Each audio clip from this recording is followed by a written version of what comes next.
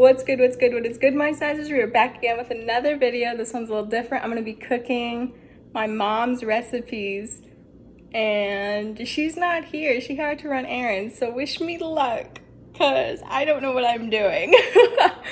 But be sure to like this video, comment down below, and comment down some prayers because this might be a little rough. And be sure to subscribe. Alright, you guys, diving right on in, I'm gonna be making my mom's famous baked ziti, which is kind of like a lasagna, but like different pasta, I think. I don't know, I've never really made it by myself, so wish me luck.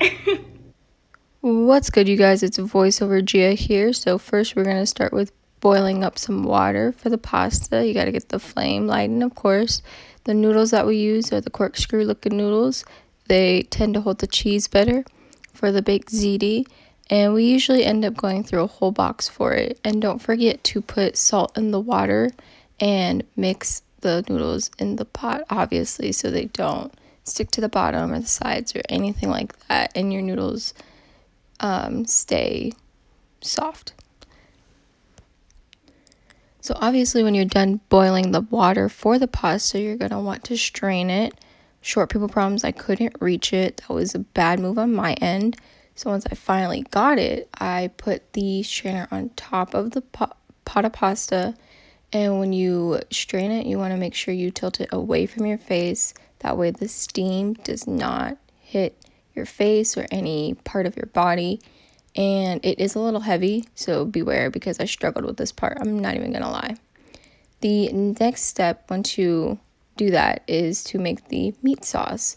Now my mom already made meat sauce. Her meat sauce consists of crushed tomatoes, ground beef, lots and lots of garlic powder, like a lot of garlic powder, you guys, onion powder, parsley, basil, oregano, and a sprinkle of sugar to cut the acidity of the sauce.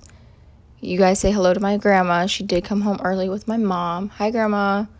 So once you have that all in a pan, depending on how dry or what it's lacking, you can add accordingly. That's what my mom and I do. But you're just going to mix it up in a pan and heat it up. And it was looking a bit dry. So because my mom came home early, she helped me to add some more sauce. And once you add the sauce, you kind of want to fold the sauce in. That way you're not making a mess and it stays all in the pot, because I know sometimes when I'm stirring, I'm a little messy. So we fold in from the outsides of the pan and fold it into the middle. Like I mentioned earlier, you're going to want to add garlic powder. My mom has an obsession with it, so of course I added just a tad bit more, but it does bring out really good flavors and you can never go wrong with a little bit more garlic powder, according to my mom, of course. Once you're done with the meat sauce, you're gonna want to start doing the layers for the actual baked ziti. So you're gonna start with a very thin layer of meat sauce. That way it just barely covers the bottom. And you're going to want to spread this out thinly. That way you don't use too much of your meat sauce and run out. So it should look like this. And with those gaps, you're going to want to fill in the pasta.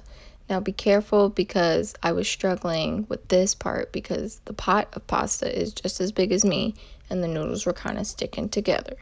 But we're going to make it work. So you're going to want to spread those out just as much.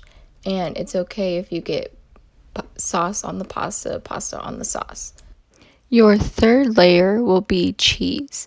Now, my family likes cheese, so of course we had a bunch of open bags of cheese. Depending on how much cheese you and your family like, you will just add accordingly. So because my family likes a lot of cheese, each layer we make cheesier and cheesier throughout the dish. So of course the bottom layer being just enough to cover the pasta and the sauce, but the top layer will always be the cheesiest. If your family doesn't like a lot of cheese, then that's all right, but the amount of cheese you add is just a personal preference. And so here I am just adding cheese, and this is just like little bits of cheese that we had here and there from previous bags and recipes. So after the first cheese layer, you're going to want to do another meat layer. This one is going to be a little bit thicker than the first one. And you're going to, of course, want to cover the cheese and just make it thick enough to where you won't see the cheese. Something that helps me with this part is by patting it down, the meat. That way you can smooth it out and still reserve most of your meat, but also figure out if it's too much or too little meat. Too little meat, is that a thing? We're gonna go with it. So when you're done with that layer, it should look a little bit like this. And your next layer, of course, will be more cheese. And like I said before, it's okay if your family is not a cheese lover. It's a little bit of a lasagna design to it, so we just add minimal cheese, enough for the middle, kind of spread it out to the ends. That way, no one misses out on cheese. It's all cheesy. It's all good. After that layer of cheese, you're going to want to add another layer of pasta. And I'm not going to lie, I thought I was going to run out of pasta, but it's okay. You won't. I promise you, you won't. Because I was looking at my mama, she was looking at me, and I was like, this does not look like enough pasta. And it was. So you'll be fine with just one box. And like I said before, I was cooking this for my brother, but I let my mom try it. So it will feed up to 2 to 3 people.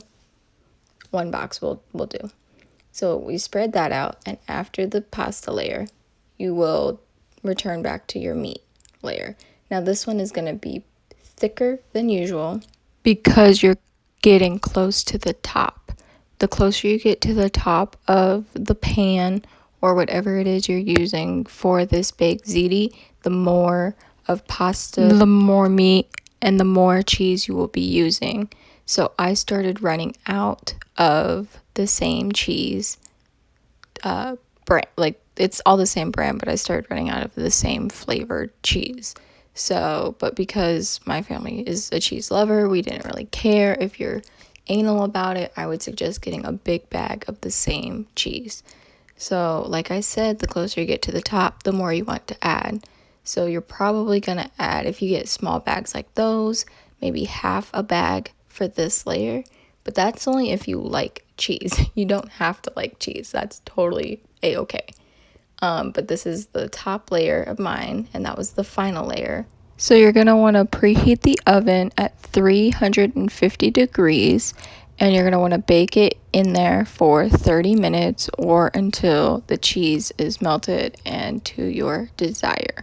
So like I said, the oven is preheated at 350, and it should look a little bit like this. If you like your cheese a little crispier or more brown, that's totally fine and up to you.